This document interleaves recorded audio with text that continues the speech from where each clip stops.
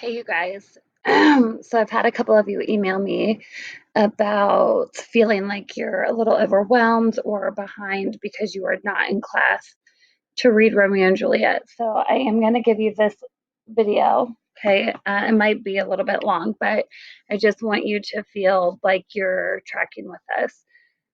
Okay. So what you need to know, and I'm going to go back a little bit. Okay, these themes right here, there are four of them. If I were you at home, I would write these four themes down somewhere or make a Google Doc with the four themes listed. Okay, because as I've been telling you for the past couple of weeks, you will be writing a paper on the theme of Romeo and Juliet. Okay, now these are the four themes that you're going to be able to choose from: the power of love, violence from passion, individual versus society, and inevitability of fate. And then in parentheses, it says star-crossed lovers because that's what the fate is. So write those down. Okay. What we are doing as we read through each act and scene is we're noticing the areas where these things come up, where we see the power of love, where we see violence from passion, where we see individuals that are different than the rest of society, and where we see fate play a role. Now, I told the kids who are in class that the power of love and violence from passion seem to be the easier of the two choices. But whatever theme you choose is fine. Okay, you will write a paper about how that theme is present throughout the whole entire story. So write those down on a piece of paper or make a Google Doc. Okay, so now I'm going to skip ahead a little bit to Act One, Scene One. So you should have read this on your own. And I posted so you can read it in the more modern version or you can read it in the regular Shakespearean text. But what you need to know is in this scene, we see that the Montagues and the Capulets are violent. So this is violence unknown before. Okay, they've hated each other forever, but now they're fighting in the street. And the scene even starts out with their servants fighting. Okay, so make sure that you realize that this isn't just like, oh, I hate you, oh, I hate you. This is like causing mass chaos in the streets of Verona, which is the setting. And so, because of that, um, the prince has said that if there's any more fighting, if this happens again, that Romeo's family, his dad, Montague, or Capulet, Juliet's dad, will pay the price, meaning that they will be put to death if fights break out like this again. Okay, meanwhile, we learn that Romeo was not at the fight. This is an example of individual versus society, so you might want to jot this down. Romeo is not like other boys his age who are out being crazy and having fun and starting fights. He is kind of emo, he keeps to himself, and he's in love with a girl named Rosaline, who we learn will never love him back because she's promised to be chaste, which means she's going to be pure and never marry a man. Um, and we learn that Benvolio, his cousin, has tried to help him see that she's not the only woman in the world. Okay, so that's Act One. Okay, in Act Two, this scene starts out with Paris asking Lord Capulet for Juliet's hand in marriage. Now, we see another example of individual versus society here, and this time it is through Lord Capulet. So if you're taking notes on theme, write this down. Lord Capulet has said Juliet is too young to marry. She's only 13, which is very young. Now, granted, most of the time by 15, women were being married. Um, and women, a lot of times, were married off as kind of a business deal. So fathers would marry their daughters off to promising suitors who were rich and who could, help out their family. And Paris was perfect. He's a count, he's noble, he's well liked, he's well respected, he's handsome, but it didn't matter. Juliet's dad still wanted her to be happy, which is unusual. Okay, most men, if Paris came and said, "Can I marry your daughter?" they would say, "Yes, take her." But Juliet is his only child, and they have lost a lot of babies to like miscarriages. And so he really wants her to fall in love.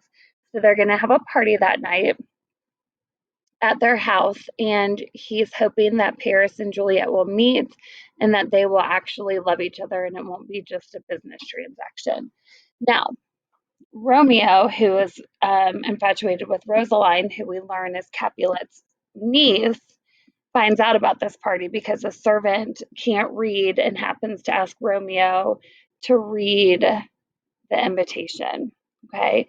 Can you read the list of people that I need to invite? And if you are not a Montague, have an invitation, you can come to the party. Okay.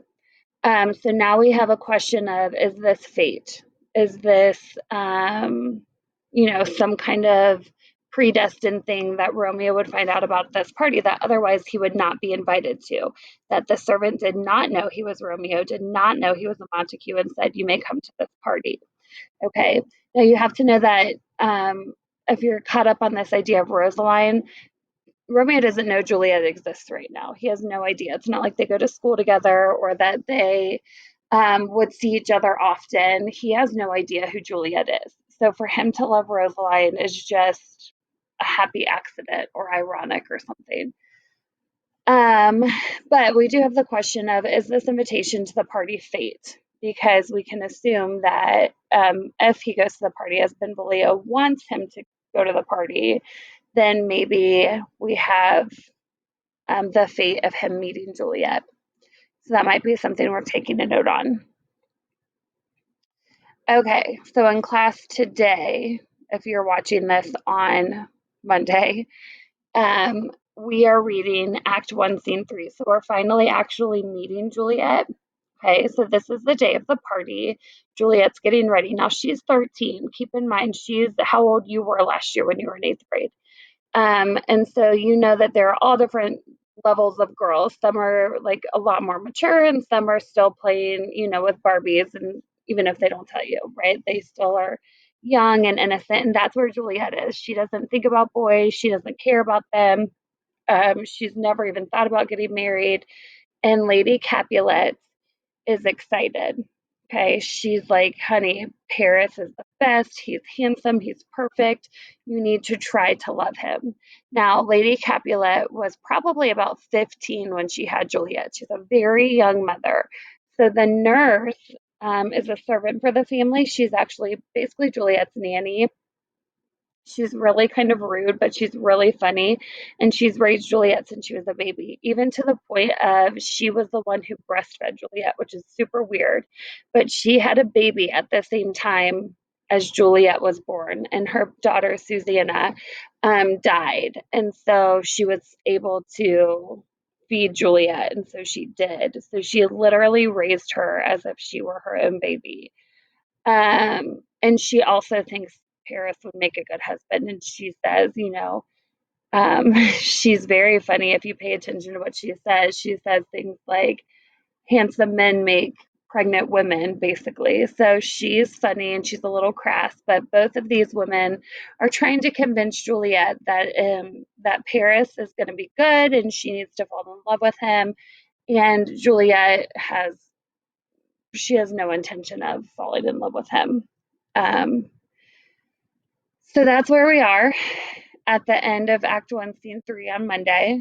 Hopefully this helped you understand the text a little bit. What we're doing in class, and it's posted.